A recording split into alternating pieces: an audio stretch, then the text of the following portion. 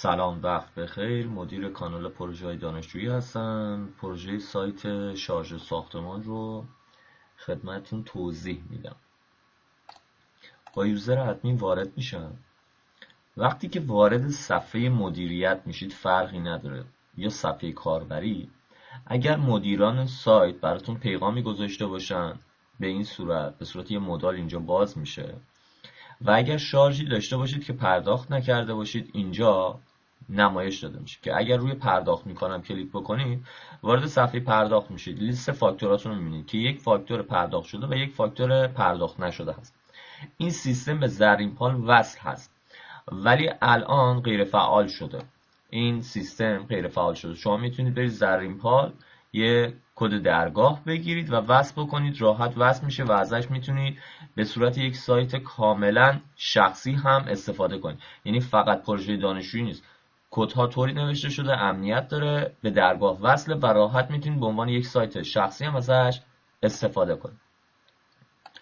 وارد صفحه داشبورد که میشید در واقع پنل اصلی شما تعداد کاربرانتون هست که میشه همون در واقع همسایه‌ها یا کسایی که توی اون مجتمع زندگی میکنن، اطلاعیه‌ای اگه باشه اینا فقط برای مدیر دیده میشه، تعداد شارژ هایی که دارید، پیام هایی که دارید و یک توضیحات کلی که اینجا نوشته شده.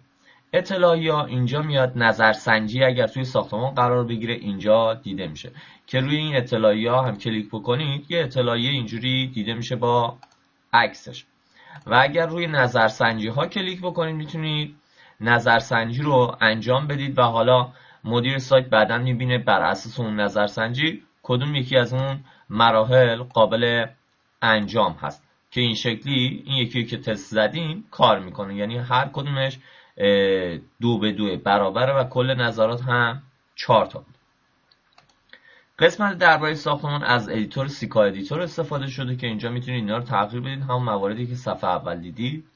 قسمت کاربران مختلف سایت رو اینجا میتونید ببینید و از این قسمت تغییر سطح دسترسی رو که بزنید میتونید یکی از اون کاربران رو به عنوان حالا عضو هیئت مدیره ساختمان قرار بدید یا به عنوان کاربر معمولی حساب بشه. قسمت لیست پیام ها، اگه پیام هایی برای شما ارسال بشه اینجا دیده میشه، پیامی که کاربرا در واقع برای شما ارسال میکنن.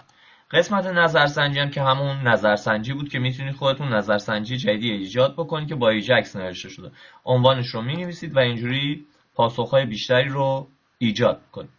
قسمت اطلاعیه ها هم که صفحه اولی این اطلاعیه دیگه است که میتونید ویرایش بکنید اگر نیاز بود یا اطلاعیه جدیدی اضافه بکنید. قسمت هزینه ها هم که در واقع بیس اصلی یا بستر اصلی این سایت هست، شما میید هزینه های مختلف رو اینجا می نویسید که عنوان این هزینه چیه، به چه دلیل باید پرداخت بشه و مخاطب های شما میتونن همه باشن یا یک مخاطب خاصی از لیست انتخاب بکنید. این مرورگر من یه ذره مشکل داره برای همین اظهار کامل نمایش نمیده، ولی اینجا اسم اعضای ساختمون برای شما میاد و کامل شما میتونید ببینید که برای کدوم یکی از اون اعضا میخواید این در واقع ارسال بشه. یعنی فقط مثلا ممکنه یه خونه ای یه خرابی به بار آورده فقط اون براش ارسال بشه این لیست قیمت، یا نه برای همه اعضای ساختمون میخواید اون لیست ارسال بشه که توی این قسمت لیست شارژ ها رو هم میتونید ببینید که مشخص مخاطب کی بوده، برای به چه دلیلی بوده. تراکنش ها رو هم کامل برای هر کدومو که بزنید میتونید ببینید که پرداخت شده یا پرداخت نشده. حالا بهش بگید که مثلا این پرداخت نشده رو برو پرداخت بکن از وقتش که گذشته باشه. خروج میزنم، با یه یوزر معمولی وارد میشم. اینجا قسمت ثبت نام هم توضیح بدم، کاملا اعتبار سنجی شده. یعنی حتما نام کاربری باید فارسی باشه یا مثلا اطلاعات دیگه ای رو که میخواید ثبت بکنید باید کامل همه این فیلدها رو پر بکنید. پسورد رو کامل مثلا 6 رقم به بالا بگیرید و چیزهای دیگه، موبایل رو 11 رقم باشه و همه این چیزهایی که اینجا میبینید کاملا اعتبار سنجی شده.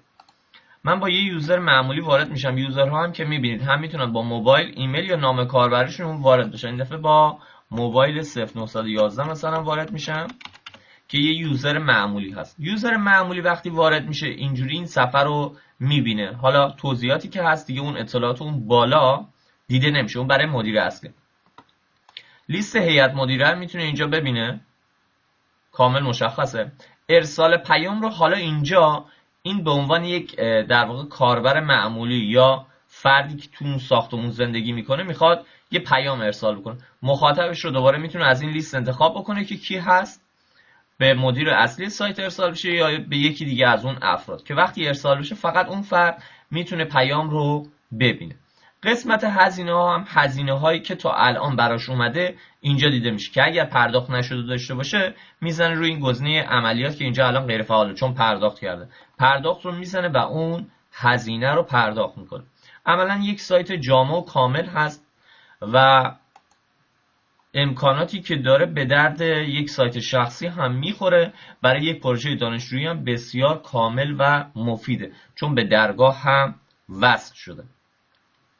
برای دریافت پروژه یا هر نوع پروژه دیگه توی سایت ما آدرسش هست uproject.com و میتونید به آیدی ما در تلگرام nm_مشاور1 پیام بدید، پاسخگوی شما هستیم. خوشحال میشم ویدئوی ما رو توی یوتیوب اگر دیدید سابسکرایب و لایک بکنید. موفق باشید.